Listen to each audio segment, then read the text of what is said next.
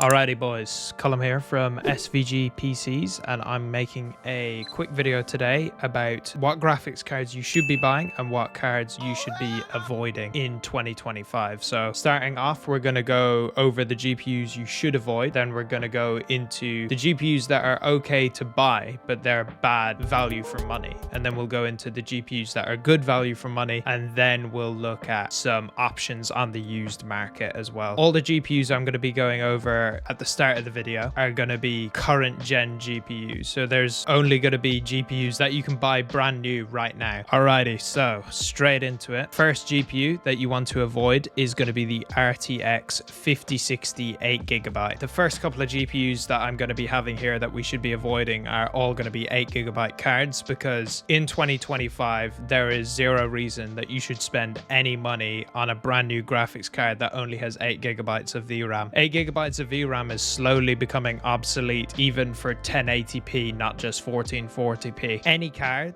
where you see 8GB of video memory, you just need to immediately forget about buying that card. We'll quickly go over the other cards that have 8GB. The 5060 Ti 8GB version, also a no-go, even more so than the 5060. The more powerful of a card that you have with 8GB, the more that it's going to be limited by the lack of VRAM. Next up, we've got the 9060 XT 8GB. The difference between the 8GB and the 16GB on the 9060 XT is probably the most prevalent. Like, the difference is massive in performance, but not just overall performance, but also the frame timing. It's a lot more stuttery and inconsistent. So 8GB 9060 XT is a no-go. Next up, we've got the RTX 5070 OC, and it's for another similar issue, which is it has only 12GB of VRAM. For the price that you're paying, having 12GB of VRAM, over £500 on a brand new graphics card with only 12GB of VRAM is a terrible value. But not only that, the 5070 perfectly matches the 4070 Super in terms of performance, like literally 1-to-1. Sometimes you got the 4070 Super even outperforming the 5070. That card came out almost a year and a half ago. There is zero reason to be buying the 5070. And lastly, any 4060. You'll see here the 4060 is just a terrible value. It performs super similarly to the 3060 as well, even worse in some cases. It's got 8GB of video memory and it's a ridiculous price, so there's no reason you should buy a 4060 either. So that covers all the graphics cards that you definitely should not buy for any reason. Not just because they're bad value for money, just do not buy them straight up because their video memory is lacking so heavily. Next, we're going to go into the graphics cards that are bad value for money, but they're okay to buy because they have decent performance. They're just not good value for what you pay for. First up is going to be the 5060 Ti 16GB. Now, I've had multiple people talk to me that their budgets are in and around the 800 mark and they want to stream. So that's the one use case that I would say you should get a 5060 Ti, because I cannot recommend an AMD graphics card for streaming, specifically because of the NVENC encoder in the NVIDIA graphics cards. So you're kind of stuck with, if you want to go with the rule that you should be spending around half your budget on a graphics card, if your budget is in and around 800, something like the 5060 Ti 16GB is perfect, because the next step up from that is over 500, which would be like the 5070. The 5070 is just a bad value card, but also when you only have 300 left over in your budget to buy everything else, then overall certain parts just don't get enough money put towards them and you get an overall worse performing system. So if your budget is in and around the 800 mark, I would recommend the 5060 Ti, and this is only if you're interested in streaming or using certain apps like Blender that do better on NVIDIA graphics cards. Next up, we have the 5070 Ti. Now, they upgraded the Ti version over last generation to 16GB instead of 12GB, which is why it's on the list of being okay to buy but being bad value. The amount of money you spend to get a 5070 Ti over the normal 5070 is ridiculous, and all you're paying for is like a very marginal bump in performance, but the big differentiator is that extra 4GB of VRAM, which is going to give you so much more longevity into the future. If you were to buy a 5070, you might only get a couple of years years use out of it before the VRAM seriously limits its performance, whereas this has a little bit more legroom to work with in the future as games become more VRAM hungry. Next up, we've got the 9070 non-XT 16GB. Now, this is an okay card to buy, but the reason it's in this list of being a bad value is for 50 quid more, you can get the XT version, which performs significantly better for that extra 50 quid. Therefore, making this card a bad value for money just because you can spend that extra 50 quid and get a significant bump in performance. After that, we've got the RTX 5080. This is self-explanatory. In this price range of,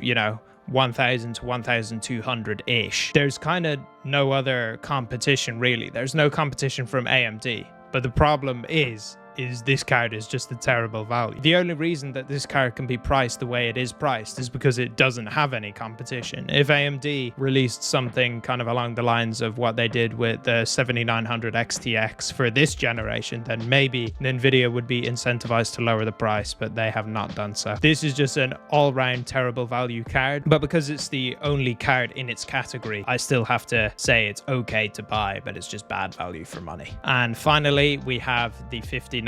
We all know that once you get into the really high tiers of anything, not just graphics cards, your value for money diminishes significantly, but you're getting top of the line performance. So obviously it's a bad value, but there's nothing that can compete with it, so that's why it's in this category. Also, I don't think you're too concerned about how much money you're spending once you get to this kind of level of graphics card. The next section we're moving on to now is the good value for money cards, and the first up, we're going low end, and that's going to be the 3060 12GB, which is still available to buy. The differences between the 3060, the 4060, and the 5060 are so marginal that this card is still available brand new. And Nvidia knows this. They've given us such incremental updates that the only 12GB version of a 60 series card that's currently out is the 3060 12GB, unless you're moving up to a TI 16GB version on the newer cards. For $250, getting a 12GB Nvidia graphics card with, modern drivers, if you want an ultra budget build but still be able to do a little bit of streaming, that kind of stuff, then the 3060 is a great card. I have a friend who has this card. He streams semi-regularly. He wouldn't really be able to do that, and he wouldn't have the same amount of future-proofing if he didn't have the 12GB version. Definitely do not get the 8GB version, but this is one of the cheapest cards you can buy right now with 12GB of VRAM. Next up, we've got the Arc B580. Now, the price on this one is a little bit expensive. I can find 220-ish kind of priced cards on other websites, but I'm just sticking with Amazon just for the sake of having the same backdrop through the whole video, but you can find these for around 220-ish new. The B580 comes with an asterisk over it. I've mentioned this in previous videos. The problem with this card is the drivers. The drivers are not as good as Nvidia or AMD.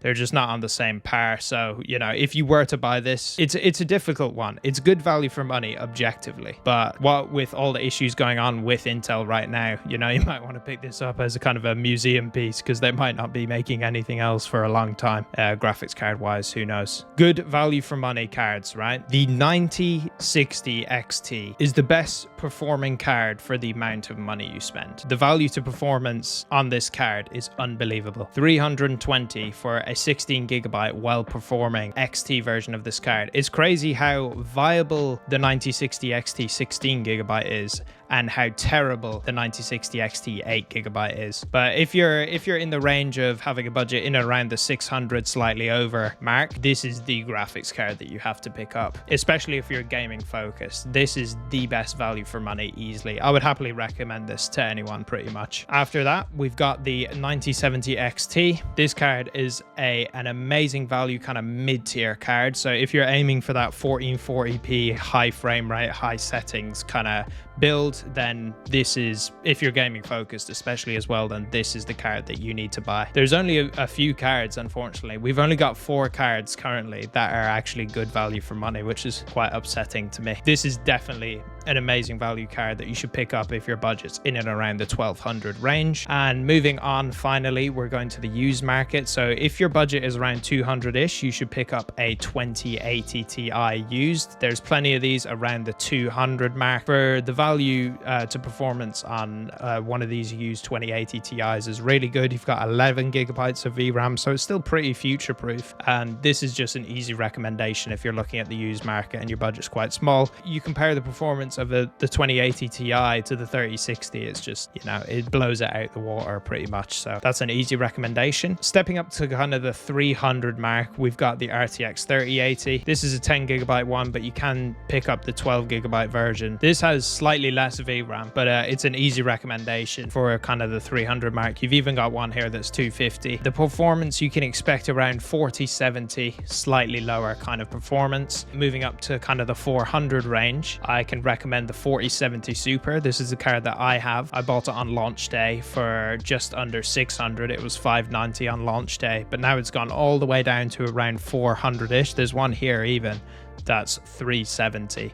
And this card is an easy recommendation because it performs exactly the same as the 5070, which is available for like 550 new right now. So if you're thinking about picking up a 5070, just pick this up instead of used and save yourself like 150 to 200 on your graphics card budget. And then moving up to kind of the 500 to 600-ish range, then I would recommend the 7900 XTX because you got 24 gigabytes of VRAM. This thing is an absolute monster and it's amazing at playing games. I wish AMD would actually release something that's kind of in this caliber for this current generation. This is a brilliant card that you should definitely look into picking up if your budget is in around that 600 mark. That kind of wraps up everything that I would recommend and also wouldn't recommend in 2025. I gotta plug us, SVG PCs. We have PCs that are available to buy right now, but also if you have a custom PC that you want built for you, you can just fill out this form. Basically, you just tell us how much you want to spend, what games you want to play, and we'll build you the best value for money gaming PC within your budget. Also, if you want some advice, you can click this button or you can join our Discord. We've got a community of like-minded PC gamers, so if you're interested, you can feel free to join that. And obviously, like and subscribe. I do really appreciate all the I know it might not seem like we have a lot of people, but the few subscribers that we do have, I really appreciate everybody who watches and subscribes. So if you want to leave a like on this video, it really helps the channel out and I really appreciate it. So that kind of wraps up this video. Anything that you want to hear next, any other kind of video ideas, you know, I'm open to hearing ideas because I'm kind of running out of content almost. I don't know, we got somebody who's interested in getting the PC. But yeah, that wraps up the video. Column from SVG PCs out.